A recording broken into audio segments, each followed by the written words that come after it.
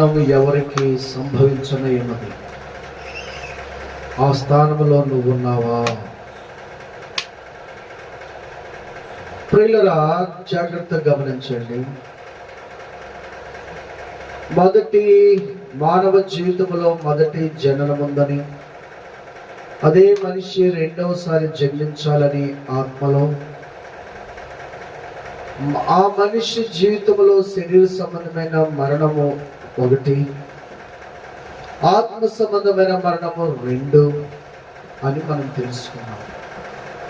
మానవ జీవితంలో మనిషికి రెండు జననాలు, శరీర సంబంధమైనటువంటి జననం ఎలా ఉందో ఆత్మ సంబంధమైనటువంటి జన్మ కూడా ఉన్నదని, శరీర సంబంధమైన జన్మ తల్లి గర్భం నుండి జన్మించిన రీతిగానే ఆత్మ సంబంధమైన జన్మ క్రీస్తు రక్తములో కడగబడి క్రీస్తు నామములో నూతన సృష్టిగా జన్మించాలి అని, శరీర సంబంధమైన మరణము ఏ విధంగా ఉన్నదో ఆత్మ సంబంధమైన మరణము కూడా ఉన్నది అనేది అంతే సత్యం.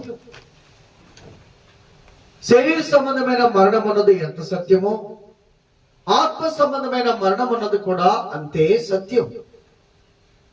బైబిల్ చెబుతున్నటువంటి లోతైన మర్మం ఏంటంటే, ప్రకృతి సంబంధమైన దేహము ఎలాగో ఉన్నదో ఆత్మ సంబంధమైన దేహము కూడా అలాగే ఉన్నది అని సెలవిస్తుంది. కనుక మానవ జీవితంలో మొదటి మరణం కంటే బహు ఘోరమైనది రెండో మరణం. మొదటి మరణము చాలా సులువుగా ఉంటుంది, కానీ రెండో మరణం బహు వేదనతో ఉంటుంది, కష్టంగా ఉంటుంది.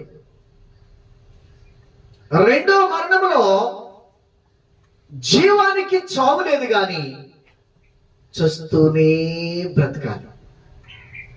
అందుకే అది ఘోరమైనటువంటిది, వేదనకరమైనటువంటిది. దాన్ని తాళుకోవడానికి చాలా కష్టం. ప్రియులరా, అలాంటి రెండవ మరణమును గురించి మనం ధ్యానించబోతున్నాం.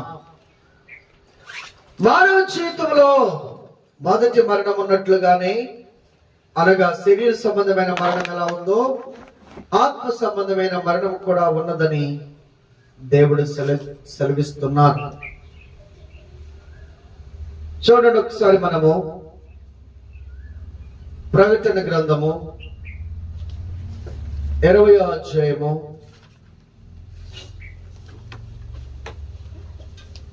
12వ వచనం నుండి కనుక మనం చదివినట్లయితే, మరియు గొప్పవారేమి కొద్దివారేమి మృతులైన వారందరూ ఆ సింహాసనం ఎదుట నిలబడి ఉండుట చూచితిని. అప్పుడు గ్రంథములు విప్పబడెను,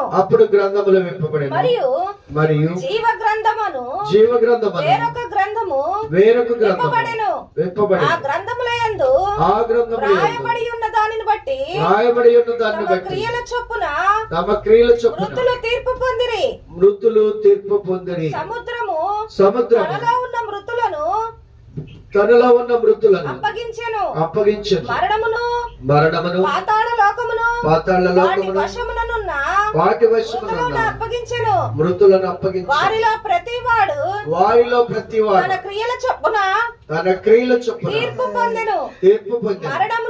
మరణమును మృతుల లోకమును అగ్నిగుండములో పడవేయబడెను. ఈ అగ్నిగుండము రెండవ మరణం. ఎవని పేరైనను జీవగ్రంథమందు రాయబడినట్టు కనబడని ఎడల వాడు అగ్నిగుండములో పడవేయబడును. జాగ్రత్తగా గమనించండి ప్రియులారా, ఇక్కడ శారీరకంగా వీళ్ళందరూ చనిపోయిన వాళ్ళు. ఈ చనిపోయిన వాళ్ళందరూ మళ్ళా కొద్దివారేమి గొప్పవారేమి అందరూ బ్రతికింపబడ్డారట. బ్రతికినటువంటి వీరు దేవుని సింహాసనం ఎదుట నిలబడి ఉన్నారట. భూమి ఆకాశమును సృజించినటువంటి మానవ జాతిని తన హస్తములతో నిర్మించినటువంటి మహాదేవుడు కొద్దివారేమి గొప్పవారేమి తమ జీవితంలో ప్రతివాడు చేసిన పాపానికి, ప్రతివాడు జీవించిన జీవితానికి, ప్రతివాడు భూమి మీద జరిగించినటువంటి క్రియల చొప్పున తీర్పు ఒక్కొక్కరికి విధించబడిందట. ఒక్కొక్కరికి తీర్పు తీర్చబడిందట. కొద్దివాడు కావచ్చు, గొప్పవాడు కావచ్చు, భిక్షగాడు కావచ్చు, ప్రపంచ ధనికుడు కావచ్చు, విద్య లేని పామడు కావచ్చు, మహా గొప్ప శాస్త్రవేత్త కావచ్చు, ఒక అజ్ఞాని కావచ్చు, మహాజ్ఞాని కావచ్చు, ఒక నిరుపేద కావచ్చు, రాజ్యాన్ని పరిపాలిస్తున్నటువంటి మహారాజు కావచ్చు.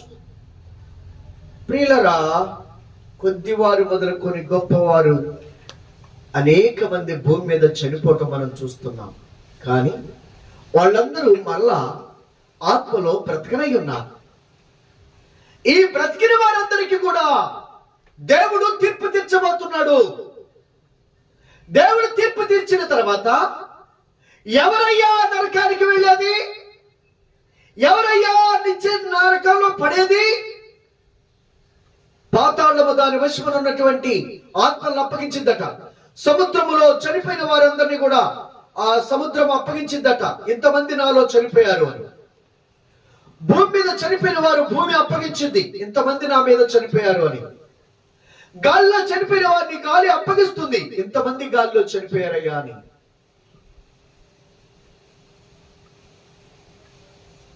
అందరూ చనిపోయిన వారి ఆత్మలన్నీ దేవుని యొద్దకు చేరిన తర్వాత అక్కడ తుది తీర్పు జరుగుతుంది. ఆ తీర్పులో ఈ భూమి మీద తాను నివసించినటువంటి కాలంలో ఎలా జీవించావు, ఎలాంటి పనులు చేశావు, ఎలాంటి జీవితం జీవించావో దాన్ని బట్టి నీకు తీర్పు తీర్చబడబోతుంది. తీర్పు తీర్చబడినటువంటి మరుక్షణమే అక్కడ ఒక మాట ఉంది, ఎవని పేరైనను జీవ గ్రంథమందు రాయబడినట్టు కనబడని ఎడల అట్టి వారందరినీ కూడా అగ్నిగుండములో పడవేయబడును. ఇది రెండవ మరణము. ప్రియ సహోదరి సహోదరుడా, ఈ రోజు మనం తెలుసుకోవాల్సినటువంటి మహాసత్యం ఏమిటంటే, నీ పేరు నా పేరు పరలోకమందున్న జీవ గ్రంథములో మన పేర్లు రాయబడి ఉండాలి. పంచాయతీ సెక్రటరీ దగ్గర పంచాయతీలో జీవిస్తున్నటువంటి ప్రజల యొక్క జనన మరణముల లిస్టు ఉంటుంది. ఈ గ్రామానికి చెందిన వ్యక్తినా, ఈ గ్రామంలో పుట్టిన వ్యక్తినా, ఈ గ్రామ జన్మస్థలము ఇతరది అని జననముల లిస్ట్ ఉంటుంది. ఈ గ్రామంలో ఈ వ్యక్తి మరణించాడు అని మరణముల లిస్ట్ ఉంటుంది. ఇదంతా పంచాయతీలో ఉండేటటువంటి లిస్ట్. ఈ పంచాయతీకి చెందినవాడు, ఈ గ్రామానికి చెందినవాడు అని తెలుస్తుంది. ఆ పంచాయతీలో నీ పేరు లేకపోతే, ఆ పంచాయతీలో కనుక జనన మరణముల లిస్ట్ లో నీ పేరు లేకపోతే నువ్వు ఆ గ్రామానికి చెందినవాడవు కావు అని దాని యొక్క అర్థం. అలాగే ప్రియులారా, వాటర్ లిస్ట్ లో మన పేరు ఉంటేనే ఆ గ్రామంలో, ఆ బూత్ లో నీ పేరు ఉంటేనే అక్కడ ఓటేయడానికి నువ్వు హక్కుదారుడు. ఆ గ్రామంలో, ఆ బూత్ లో నీకు పేరు లేదు అని అంటే నిన్ను ఓటు వేయటానికి ఎవరు కూడా అనుమతించరు.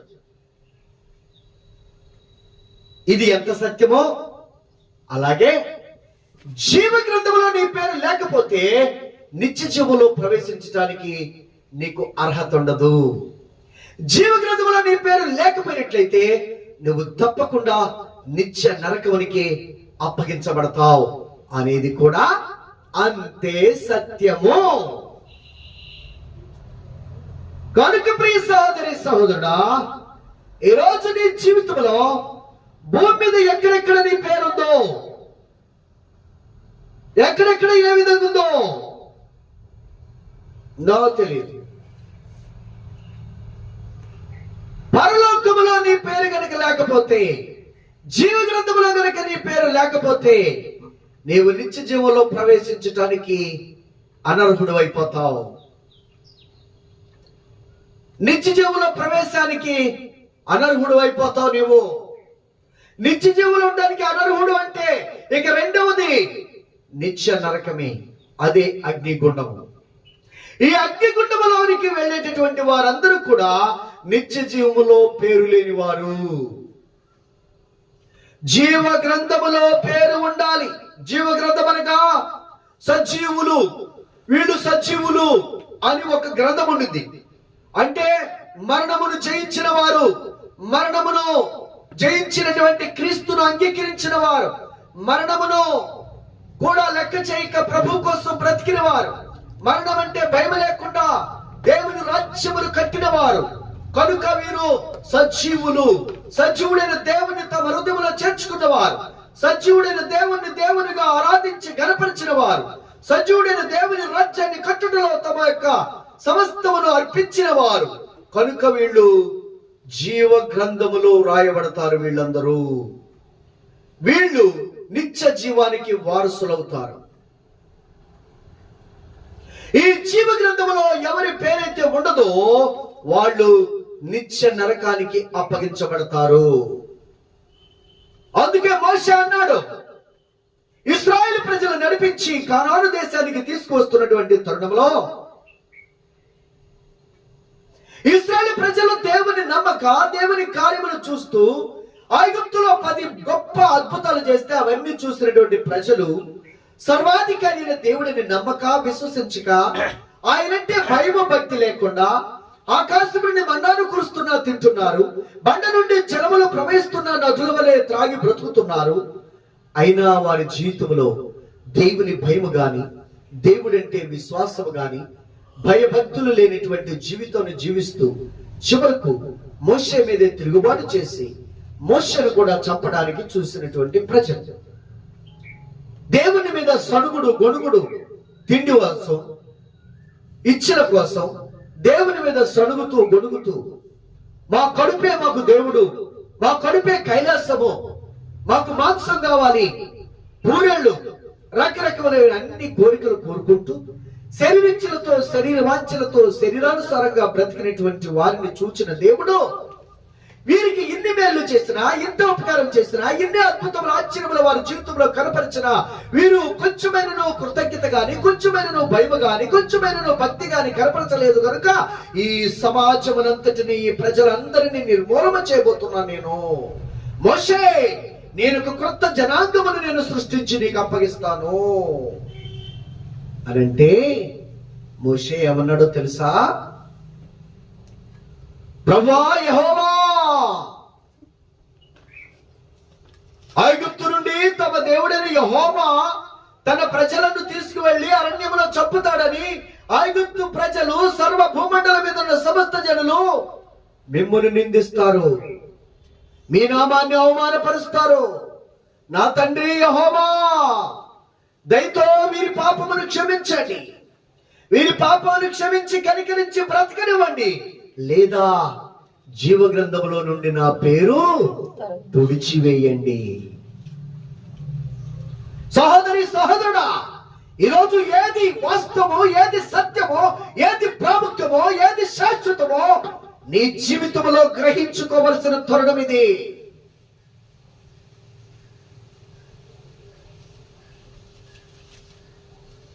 ఎక్కడో గొప్ప గొప్ప రాజకీయ నాయకుల లిస్ట్ లో నా పేరుంది, గొప్ప అనుకుంటున్నావా? రాజకీయ నాయకుల లిస్ట్ లో నీ పేరు ప్రపంచంలోనే 1వ స్థానంలో ఉన్నా, 2వ స్థానంలో ఉన్నా, నీ పేరు కనుక జీవ గ్రంథంలో లేకపోతే నువ్వు నిత్య పాతాళంలో త్రొక్కివేయబడతావు. గుర్తుపెట్టుకో.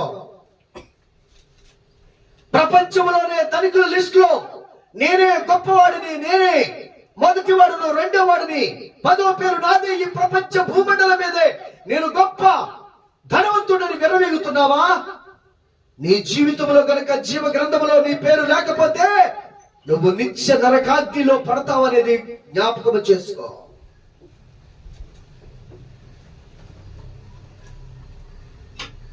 సహోదరి సహోదరుడా, గొప్ప వాటిని నేను కనుగొన్నాను, మహాశాస్త్రవేత్తను, శాస్త్రవేత్తలోనే గొప్పవాడిని, ఉన్నతమైన వాడిని, ఉన్నత లిస్ట్ లో నీ పేరు ఉండవచ్చు. కానీ నీ పేరు జీవ గ్రంథములో లేకపోతే యుగ యుగములు తరతరములు మండు అగ్ని గుండానికి నువ్వు ఆహుతపోతున్నావన్నది తెలుసుకుంటే నీకు మంచిది. కొద్దివారేమి గొప్పవారేమి అందరూ తెలుసుకోవాల్సిన సత్యం ఏమిటంటే, ఈ లోకంలో ఏదో గొప్ప పేరు, ఏదో గొప్ప ప్రఖ్యాతి గాంచిన మనుషుడిగా ఉండటం కంటే నిందైనను, హింసైనను, కష్టమైనను, శోధనైన, దుఃఖమైనను ఉన్నా లేకపోయినా నీ జీవితంలో దేవుని కలిగి ఉంటే ప్రాముఖ్యం. జీవ గ్రంథంలో నీ పేరు లిఖించబడుటే అత్యంత ప్రాముఖ్యం.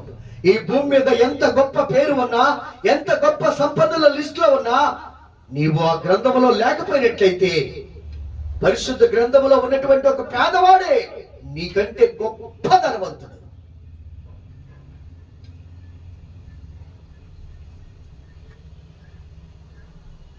భూమి మీద ఉన్నటువంటి ధనవంతుడు గురించి దేవుడు చెప్పాడు. గొప్ప ధనవంతుడు ఉన్నాడట. ధనవంతుల లిస్ట్ లో గొప్ప ధనవంతుడు అతడు. కానీ నిరుపేద అయినటువంటి లాజరు ఏమీ లేకపోయినా అతడు అబ్రహాము యొక్క రొమ్మును ఆనుకుని ఉన్నాడు. ధనవంతుడైన వాడు భూమి మీద ధనవంతుడే గాని పరలోకంలో అతనికి కాలు మోపడానికి అంగళం స్థలం కూడా లేదు. నిత్య నరకానికి వెళ్ళిపోయాడు. కనుక సహోదరి సహోదరుడా, ఈ రోజు నువ్వు పరలోకంలో స్థలాన్ని సంపాదించుకున్నావా? జీవ గ్రంథంలో నీ పేరు లిఖించబడినదా? ఇదే ప్రాముఖ్యం. ఇక రెండవదిగా చూస్తున్నట్లయితే, ఎవరెవరు అసలు ఆ నరకానికి, రెండవ మరణానికి ఆహుతోపోతున్నారు? రెండవ మరణము ఎవరిని మింగబోతుంది? రెండవ మరణం ఎవరిని కబళించబోతుందని మనం చూసినట్లయితే 21వ అధ్యాయంలో 8వ వచనాన్ని మనం చదివినప్పుడు,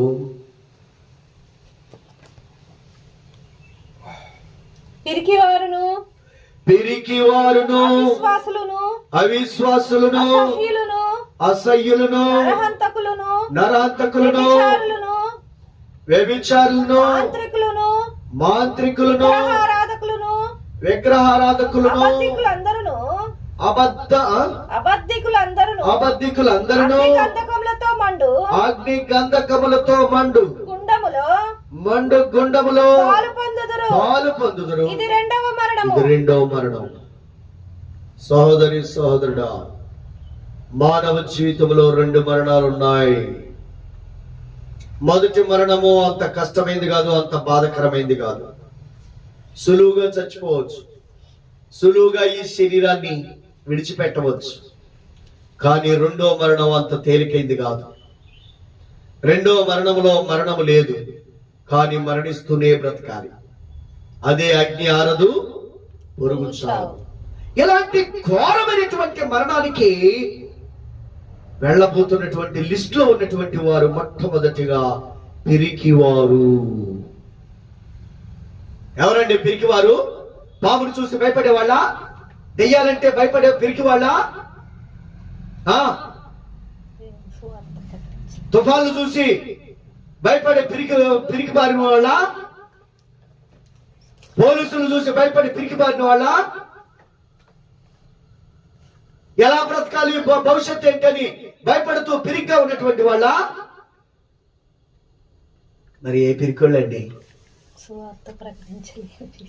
పిరికివారట. ఎవరు పిరికివారు? సత్యాన్ని సత్యముతో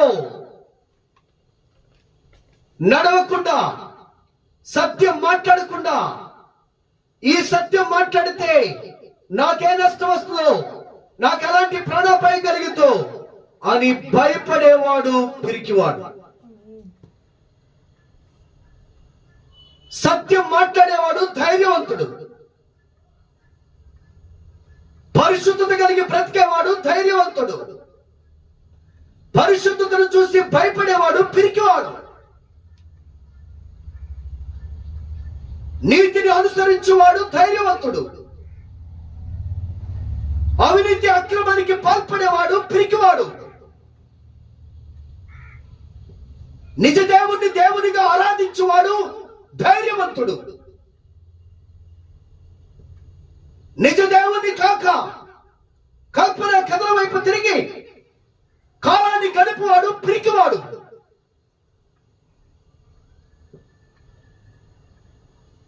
పరిశుద్ధ దినమును పాటించాలని పరిశుద్ధానికి వెళితే, మారు మనసు పొందితే, బాప్తిజం తీసుకుంటే మా కులములో మమ్మల్ని వెలివేస్తాడేమో, నా భర్త నన్ను విడిచిపెడతాడేమో, నా భార్య నన్ను ఇంట్లో నుండి వెళ్ళగొడతాడేమో అని సజీవుడైన దేవుని బిడ్డగా బ్రతకడానికి భయపడేవాడు పిరికివాడు. ఎలాంటి పిరికివారు పరలోకానికి వెళ్ళరు.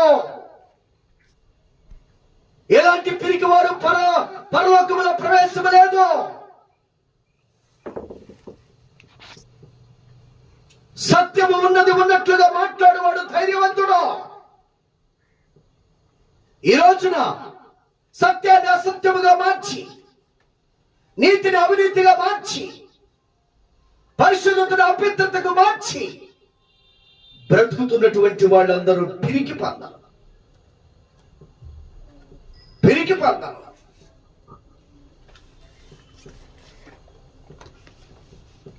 ప్రియ సహోదరి సహోదరులారా, ఓ పరిశుద్ధత చూసి పారిపోయేవాడు పిరికివాడు.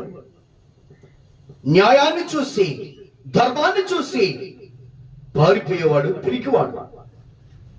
సత్యాన్ని చూసి, సత్య వాక్కును చూసి, సత్య మార్గాన్ని చూసి పారిపోయేవాడు పిరికివాడు. ఈరోజు నువ్వెలా ఉన్నావు? నీలాంటి పిరికివాడు సజీవుడైన దేవుని వెంబడించడానికి భయపడుతున్నావా? సర్వాధికారైన దేవుని బిడ్డగా బ్రతకడానికి భయపడిపోతున్నావా? నీ పిరికితనము నేను నరకానికి ఇడ్చుకెళ్ళింది, జాగ్రత్త. ఇలాంటి పిరికి వారు పరలోకానికి వెళ్ళరండి. ఇక రెండోది అవిశ్వాసం. అవిశ్వాసులు అంటే ఎవరు? అవిశ్వాసులు అంటే ఎవరు?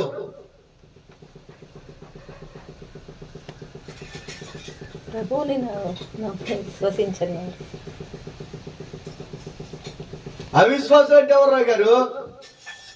రక్షణ పొందుకొని కూడా విశ్వాసంతో బ్రతుకు. నాకు మళ్ళీ మీరు ప్రశాంతలారా, విశ్వాసులు అంటే ఎవరు?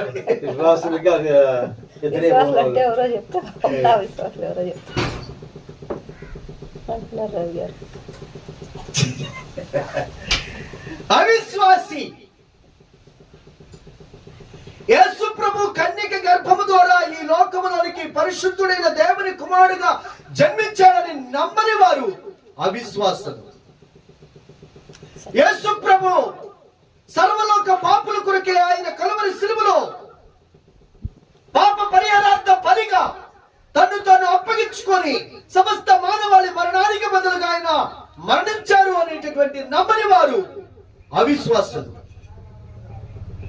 యేసు ప్రభు సమాధి చేయబడి మూడో దినమున సజీవుడిగా తిరిగి లేచినాడని నమ్మని వారు అవిశ్వాసులు.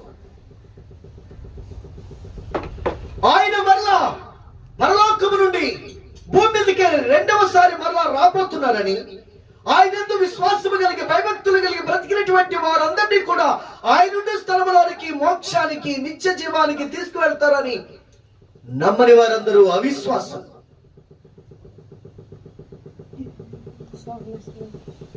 భయంకరమైనటువంటి యుగములు తరతరములు ఆరని అగ్నిగుండమన్నదని, యుగములు తరతరములు దేవునితో ఉండేటువంటి నిత్య జీవమున్నదని నమ్మని వారు అవిశ్వాసులు. ఈరోజు నువ్వు ఒక అవిశ్వాసిగా ఉన్నావా? విశ్వాసిగా ఉన్నావా? దేవుడు చెప్పిన ప్రతి మాట సత్యమని నమ్మిన వాడు విశ్వాసి. దేవుడు చెప్పినది ప్రతిదీ జరుగుతున్నదని నమ్ముచున్న వాడు విశ్వాసి. దేవుడు చెప్పింది ప్రతిదీ జరగబోతుంది అనుకున్న నమ్మిన వాడు విశ్వాసి. కనుక ప్రియ సహోదరి సహోదరులారా, ఈరోజు నువ్వు విశ్వాసిగా ఉన్నావా, అవిశ్వాసిగా ఉన్నావా? కన్యక గర్భమందు యేసు ప్రభు ఈ లోకంలో దేవదేవుడుగా, దేవుడే మానవ రూపము దాల్చి కన్యక గర్భం ద్వారా జన్మించాడని నమ్మిన వాడు విశ్వాసి. సర్వలోక మానవాళి కొరకు తన ప్రాణాన్ని అర్పించి కలువరి శిలువలో సమస్త మానవాళి శిక్షార్థమై తన దేహం మీదే శిక్ష భరించాడని నమ్మిన వాడు విశ్వాసి. పునరుత్థానముతో యేసు ప్రభు మూడో దినమున సజీవుడిగా తిరిగి లేచాడని నమ్మిన వాడు విశ్వాసి. యేసు ప్రభు రాజ్యము శాశ్వతమైనదని, నిత్యమైనదని, అక్కడ మరణము లేదని, అక్కడ తప్పులుండవని, యుగములో దేవుడే పరిపాలించే దైవ రాజ్యం ఉన్నదని, ఆ దైవ రాజ్యమే శాశ్వతమైనదని, ఆ దైవ రాజ్యములో ఉన్నటువంటి వారికి మరణము లేదు అని నమ్మేవాడే విశ్వాసి. దేవుడు తన బిడ్డలందరినీ ఆయన రాజ్యానికి తీసుకెళ్లి ఆయన స్థలములో వారిని కూడా యుగములు తరతరములు నివసింపజేయించునని నమ్మిన వాడే విశ్వాసి. నరకము నిత్య జీవమున్నదని నమ్మువాడే విశ్వాసి. ఈరోజు నువ్వు విశ్వాసిగా ఉన్నావా లేక అవిశ్వాసిగా ఉన్నావా? ప్రియ సహోదరి సహోదరులరా, మన జీవితంలో మనం గమనించవలసిన సత్యం ఇది. ఇక మూడో వారిని చూసినట్లయితే అసహ్యులను. అసహ్యులట. ఎవరండి అసహ్యులు? అసహ్యులెవరు? నీ మొహం చూస్తే నాకు అసహ్యం వేస్తుంది. వాళ్ళు అసహ్యులు.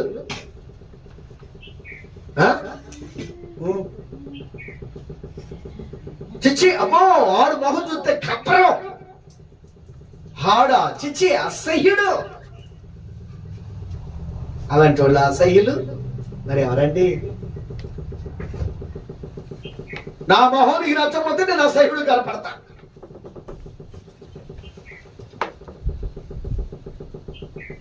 వీళ్ళు కాదు అసహ్యులు. ఎవరు గారు అసహ్యులు?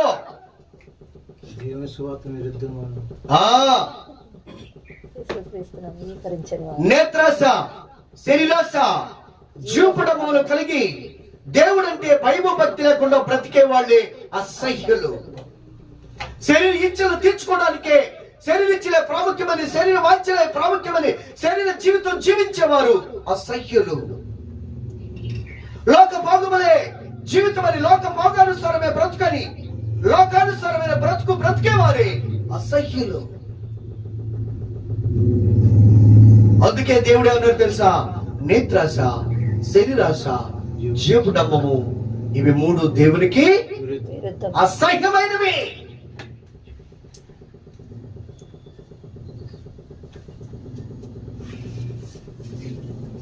కనుక ప్రియ సహోదరి సహోదరులారా, పాపాన్ని ప్రేమించేవారు అసహ్యులు, శరీరిచ్చలు ప్రేమించేవారు అసహ్యులు, లోక భోగాల కొరకు హత్యలు చేసేవారు అసహ్యులు, పేరు ప్రఖ్యాతుల కోసం, ధనదాముల కోసము ఎంతటి దానికైనా తెగించేవారు అసహ్యులు.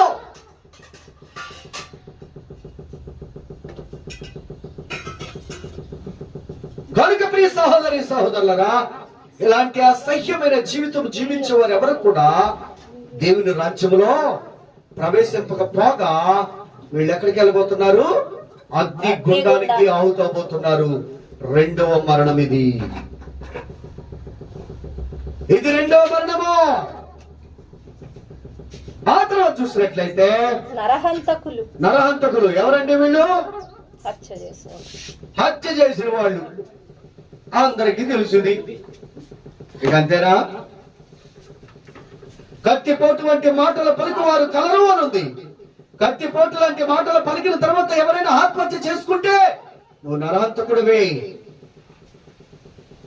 ఆ తర్వాత తన సహోదరుని ద్రోహి, తన సహోదరుని ప్రేమించని ప్రతివాడు, తన సహోదరుని ద్వేషించు ప్రతివాడు, తన సహోదరుని ద్రోహి అని ప్రతివాడు నరహంతకుడని వాక్యం సెలవిస్తా ఉంది. నీ సహోదరుని ప్రభు యొక్క ఒకే రక్తంలో పుట్టి ఒకే రక్తములో కడగబడి ఒకే నామములో జన్మించి ఒకే దేవుని ఆరాధిస్తున్నటువంటి నీ తోటి సహోదరుని ప్రేమించలేనిటువంటి నీది ఒక భక్తేనా? నీ సహోదరుని ద్వేషించువాడు నరహంతకుడు. కనుక కత్తిపోటు వంటి మాటలు పలుకువారు నరహంతకులు. సహోదరుని ద్వేషించువాడు ద్రోహి అని చెప్పువాడు నరహంతకుడు. 3, వివాహం ముందే అక్రమ సంబంధాలతో జీవించి కన్యత్వాన్ని పాడు చేసుకొని శీలాన్ని పోగొట్టుకొని జీవితంలో గర్భపాతకాన్ని పొందుకొని గర్భపాతకము చేసేవాళ్ళు, అబార్షన్ జరిగించేవాళ్ళు నరహంతకులు.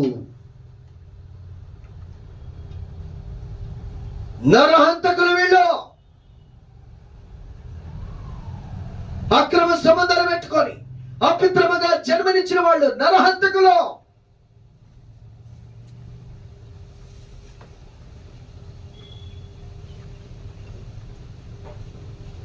ప్రియులరా, జన్మనిచ్చే వాళ్ళని బ్రతకనివారు. అమ్మో ఇది బయటపడితే ఏం జరిగింది అనే వాళ్ళని చంపేస్తున్నారు. పుట్టిన తర్వాత వాళ్ళని బావుల్లో విసిరేస్తున్నారు. ఇంకా రకరకాలుగా చెత్త కుండీల్లో పడేస్తున్నారు. ఎంతో భయంకరంగా ఉన్నాయి.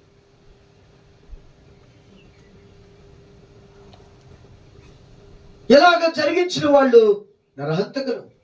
ఇక ఆస్తుల కోసమో, అంతస్తుల కోసమో, అధికారం కోసమో, పేరు ప్రఖ్యాతుల కోసమో, డబ్బు కోసమో ఇతరులను చంపే వాళ్ళందరూ కూడా నరహంతకులే. ఇలాంటి వారు నిత్య జీవంలో పరలోకానికి వెళ్ళటానికి అనర్హులు. వీళ్ళు అగ్నిగుండానికి అహుతూ పోతున్నారు. ఇదే రెండవ మరణం.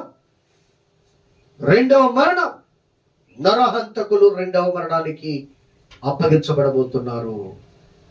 ఆ తర్వాత వ్యభిచారులు అంటే ఎవరండి?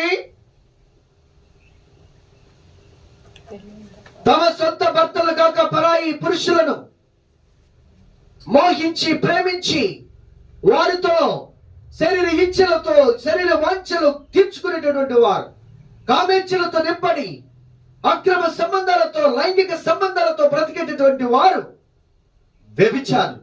వాళ్ళు స్త్రీ అయినా పురుషుడైనా సరే.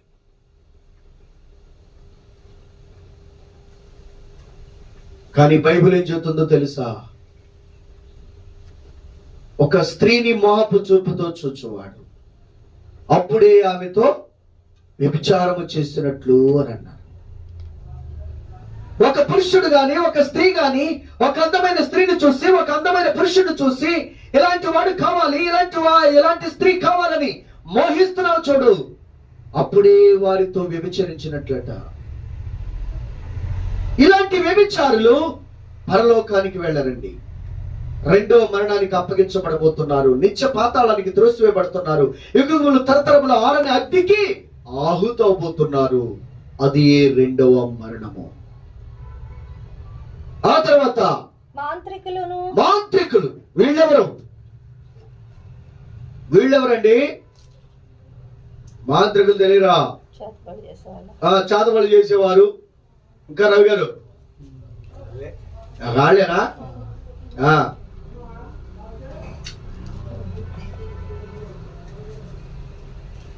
సోది చెప్పేవాళ్ళు, జాతకాలు చూసేవాళ్ళు,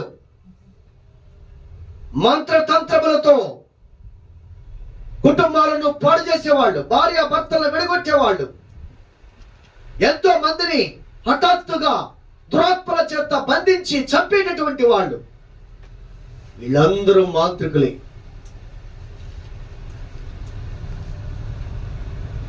మంత్ర శక్తులను, క్షుద్ర శక్తులను, ఆకాశమున్న దురాత్మలను పూజించి ఆరాధించే వాళ్ళందరూ కూడా మాంత్రికులే.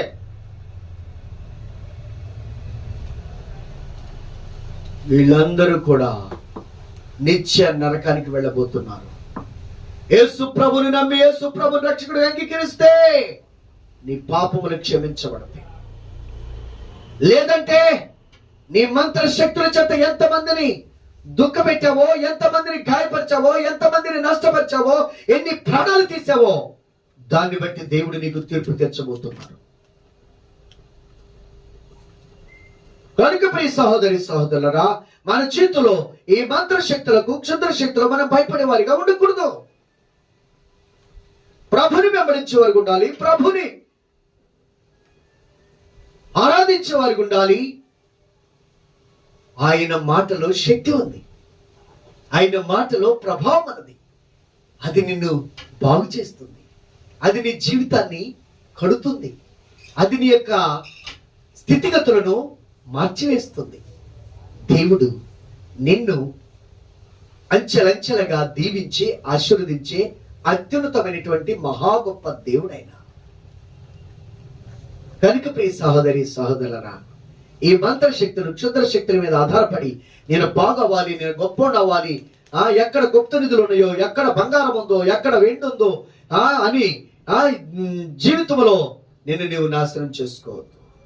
వాటి మీద ఆధారపడి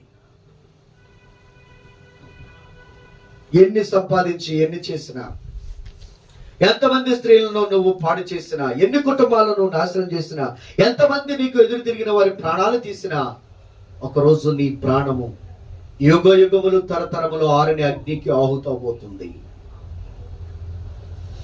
అందుకే ప్రభు చెబుతున్నారు,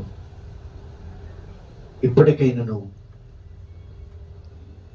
కన్నీటితో, దుఃఖముతో, పశ్చాత్తాపముతో నా ఎద్దుకు రమ్మని ఆయన ఆహ్వానిస్తున్నారు. కనుక మాంత్రికులందరూ కూడా రెండవ మరణానికి అప్పగించబడబోతున్నారు. ఆ తర్వాత విగ్రహారాధకులు అండి. విగ్రహారాధకులు అంటే ఎవరు? విగ్రహాలను పూజించి ఆరాధించేవారు. మనుషుల్నే కాదు, బంగారాన్ని కూడా ప్రేమించే వాళ్ళు ఉన్నారు, చీరల వస్త్రాలను ప్రేమించే వాళ్ళు ఉన్నారు, వెండిని ప్రేమించేవారు ఉన్నారు, అధికారాన్ని ప్రేమించేవారు ఉన్నారు, ఆస్తులను ప్రేమించేవారు ఉన్నారు, సినీతారులను ప్రేమించి వాళ్ళని హృదయంలో చేర్చుకునేవారు ఉన్నారు, స్పోర్ట్స్ మ్యాన్ ను ప్రేమించి వాళ్ళ కోసం ప్రాణాలు పెట్టేవాళ్ళు ఉన్నారు, రాజకీయం కోసం, రాజకీయ నాయకుల కోసం ప్రాణాలు అర్పించేవారు ఉన్నారు. వీళ్ళందరూ కూడా హృదయంలో వారిని దేవుని కంటే, ఒక్క మాటలో చెప్పాలి అంటే, దేవుని కంటే ఎక్కువ దేనికి విలువనిచ్చి ప్రేమించి వెంబడిస్తావో అదే విగ్రహం.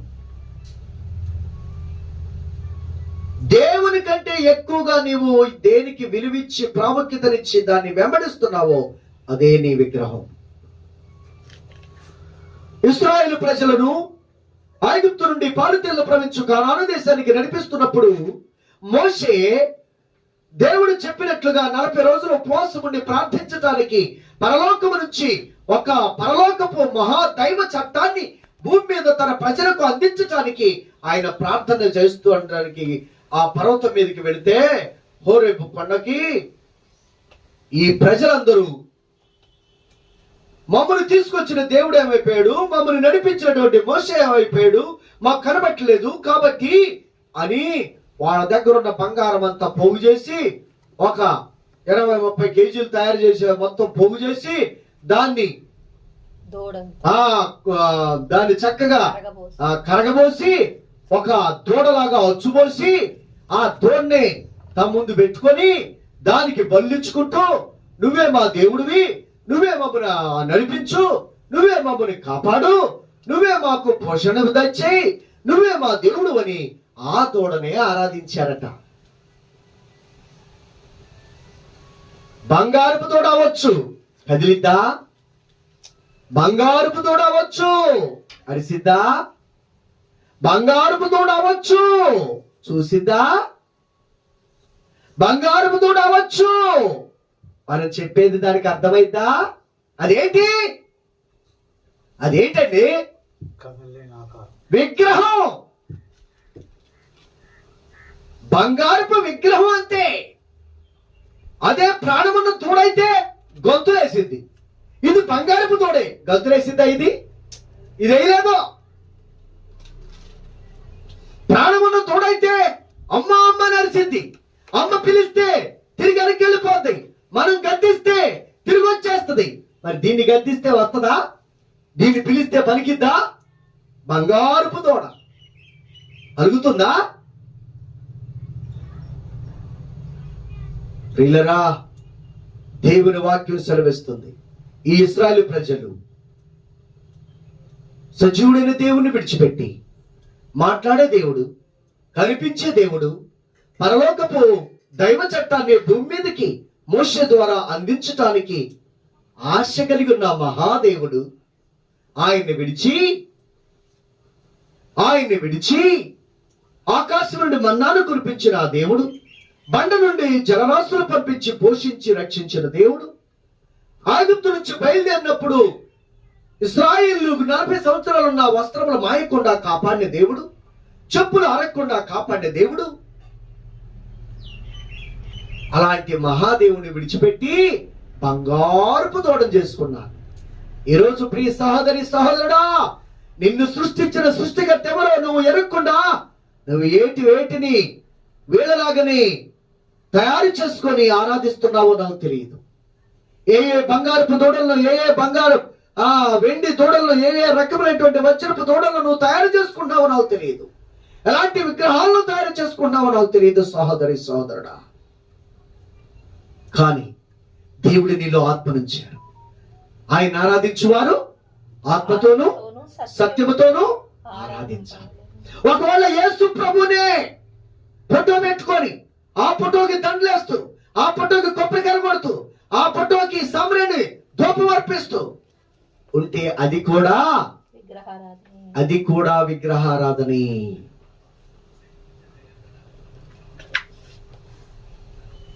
అలా కూడా మనుషులను ఎవరిని మనము విగ్రహాలుగా ప్రతిష్ఠించుకొని పూజించకూడదు.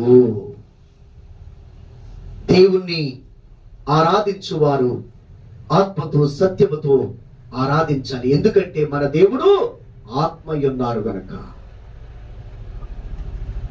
కనుక ప్రియ సహోదరి సహోదరులారా, విగ్రహారాధికులందరూ కూడా రెండవ మరణానికి గురవబోతున్నారు.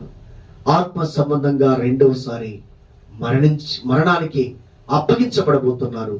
అదే నిత్య అగ్నిగుండం. తరువాత అబద్ధికులందరూ ఎవరంటండి? అబద్ధికులట. ఎవరు అబద్ధికులండి? సత్యాన్ని అసత్యముగా మార్చువారు అబద్ధికులు, నీతిని అవినీతిగా మార్చువారు అబద్ధికులు, ఉన్నది ఉన్నట్లు చెప్పని వారు, ఉన్నది ఉన్నట్లు ఒప్పుకోలేని వారు, ఉన్నది ఉన్నట్లుగా మాట్లాడలేని వారు అబద్ధికులు. అంతేకాదు, మనుషులు వారి యొక్క ప్రవర్తన కోసమో, ప్రాణాలు కాపాడుకోవడం కోసమో, డబ్బు కోసమో, ఆస్తుల కోసమో, అధికారం కోసమో ఎన్నో అబద్ధాలు ఆడుతుంటారు. అబద్ధపు ప్రమాణాలు చేస్తూ ఉంటారు, అబద్ధపు వాగ్దానాలు చేస్తూ ఉంటారు. ఆ తర్వాత వాళ్ళు అవకాశం, వాళ్ళ సమస్య తీరిపోయిన తర్వాత మరలా వాళ్ళు ఇచ్చిన వాగ్దానములు గాని, ఇచ్చిన మాటను గాని నిలబెట్టుకోరు. అబద్ధికులు వాళ్ళు. దేవుని దగ్గర కూడా అబద్ధాలు ఆడతారు కొంతమంది. ప్రాణాపాయ స్థితిలో, వ్యాధులు, రోగములు, కుటుంబాల్లో సమస్యలు, ఆర్థిక సమస్యలు ఇలాగున్నప్పుడు దేవుని దగ్గరికి వెళ్ళి, అయ్యా ఈ సమస్య నుంచి ఒడ్డెక్కిస్తే, ఈ సమస్య నుండి నన్ను కాపాడితే, ఈ సమస్య నుండి నన్ను బ్రతికిస్తే నేను నీ బిడ్డగా బ్రతుకుతా, నేను ఎన్నడూ లోకంలో పాపంలో బ్రతుకునంటారు. కానీ ఆ సమస్య పరిష్కరించబడి వారి స్థితిగతులు మారిన తర్వాత మరలా వాళ్ళ జీవితంలో ఎప్పటిలాగానే ఉంటారు. వీళ్ళందరూ అబద్ధం. వీళ్ళు ఎక్కడ ఉండబోతున్నారు? అగ్నిగుండములో పడబోతున్నారు. ఇదే రెండవ మరణం. కనుక ప్రియులరా, జాగ్రత్త పరిశీలన చేసుకోనండి. మన జీవితంలో ఈ 9 చాలా ప్రాముఖ్యమైనవి. ఒకటి, జీవ గ్రంథంలో మన పేరు లేకపోయినట్లయితే రెండవ మరణానికి మనం అప్పగించబడతాం. ప్రభువుని వెంబడించి సత్యాన్ని నమ్మి సత్యాన్ని అనుసరించి సత్యం కోసం నిలబడకపోతే, పరిశుద్ధత కోసం బ్రతకకపోతే మనము పిరికివారం అయిపోతాం. పిరికివారముగా నరకానికి అప్పగించబడతాం. అవిశ్వాసులుగా ఉండకూడదు. అవిశ్వాసులుగా ఉంటే, దేవుని వాక్యాన్ని ఉన్నట్లుగా నమ్మకపోతే అవిశ్వాసుల లిస్టులోకి వెళ్ళిపోతాం. అప్పుడు మనము రెండవ మరణానికి అప్పగించబడతాం. అసహ్యులు, నేత్రాశ, శరీరాశ, జీవడంతో బ్రతికేటటువంటి వారు, దేవుని భయము భక్తి లేకుండా ఇష్టానుసారంగా బ్రతికేవాళ్ళు అసహ్యులు, వీళ్ళు కూడా రెండవ మరణమునకు అప్పగించబడబోతున్నారు. ఇలాగే విగ్రహాధికులు, నరహంతకులు, మాంత్రికులు, తర్వాత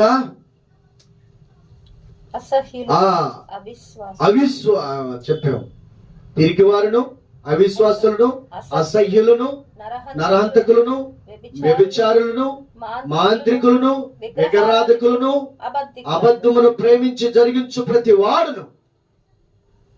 8 జీవ గ్రంథములో పేరు లేని వారు 9. ఈ 9 వీటిలో ఉన్నవారు చాలా ప్రమాదం అండి. కనుక వీటి నుంచి మనల్ని తప్పించి రక్షించమని, రెండో మరణము నుంచి మనం విడిపించి కాపాడమని ప్రభు సన్నిధిలో మనం తగ్గించుకొని ప్రార్థన చేసుకోవాలి. ఓ సహోదరి, సహోదరుడా, ఎలాంటి భక్తి చేస్తున్నావు? ఈ లిస్టులో నువ్వు ఉండి ఏదో గుడ్డి భక్తి చేస్తున్నావా? ఈ లిస్టులో నువ్వు ఉండి నామకార్థమైన భక్తిలో ఉన్నావా? అయితే నువ్వు రెండో మరణానికి వెళ్ళబోతున్నావు అనేది సత్యం. కనుక గ్రహించి జ్ఞానముతో దిద్దుకో, జ్ఞానముతో నీ బ్రతుకును మార్చుకో. ప్రభు నీ కొరకు కాల్చిన పరిశుద్ధ రక్తములో నిన్ను కడిగి పవిత్రపరుచుకో. ఆయనిచ్చే నుండి నిత్య జీవములో వారసత్వాన్ని సంపాదించుకో. మరలా వెంటనే ఆ జీవ గ్రంథములో నీ పేరు లిఖించుకో. కనుక దీని కొరకు మనం ఎలా ప్రయాసపడుతున్నాం అనే రకంగా మనం ఏ లిస్ట్ లో ఉన్నామనేది ఒకసారి మనం పరిశీలన చేసుకొని ప్రభు సన్నిధిలో ప్రార్థన చేసుకుందాం. పరిశుద్ధుడైన తండ్రి, ప్రేమ నమ్మకమైన మా దేవ, మీ పాదాలకే స్తుతులు, స్తోత్రములు. ఎంతవరకు మమ్మల్ని ప్రేమించి మాకు ఇచ్చినటువంటి ఆయన విలువైన వర్తమానములను బట్టి మీ స్తోత్రాలు, మీ స్తుతులు చెల్లిస్తున్నాం. మీరే కృప చూపించి ప్రతి బిడ్డను దర్శించి ప్రతి బిడ్డకు కావలసిన విడుదల, విమోచన, పాప క్షమాపణ అనుగ్రహించి ఈ 9 భయంకరమైనటువంటి పాపముల నుండి, పాపపు శక్తుల నుంచి, పాపపు స్వభావం నుంచి కూడా మమ్మల్ని సంపూర్ణముగా విడిపించి నిత్య జీవానికి వారసులుగాను, నీతి సూర్యుడైన దేవుని కలిగి బ్రతికేవారిగాను, అయ్యో నా తండ్రి, మా జీవితాలను మార్చి కట్టి మీ నామానికి మహిమ తెచ్చుకోమని, ఆ ద్వారం నిత్య మరణము నుండి, నిత్య నరకము నుండి, నిత్య పాతాళము నుంచి, రెండో మరణము నుంచి ప్రభావమును తప్పించి రక్షించి నిత్య జీవంలో చేర్చమని యేసు క్రీస్తు వారి యొక్క సర్వశక్తి కలిగిన నామమున దీనముగా ప్రార్థించి వేడుకొనుచున్నాము తండ్రి. ఆమేన్. మన తండ్రి అయినటువంటి దేవుని యొక్క దీవెన, కుమారుడైన యేసు క్రీస్తు వారి కృప, పరిశుద్ధాత్మ తండ్రి యొక్క అన్యోన్య సహవాసం ఇక్కడ మనకును ఆశించిన ప్రతి బిడ్డకును తోడుగా ఉంది. విడిపించబడి రక్షించబడినట్లు పరిశుద్ధాత్మ నడిపించి మహిమ, ఘనత, ప్రభావములు ఆయనే పొందునుగాక. ఆమేన్.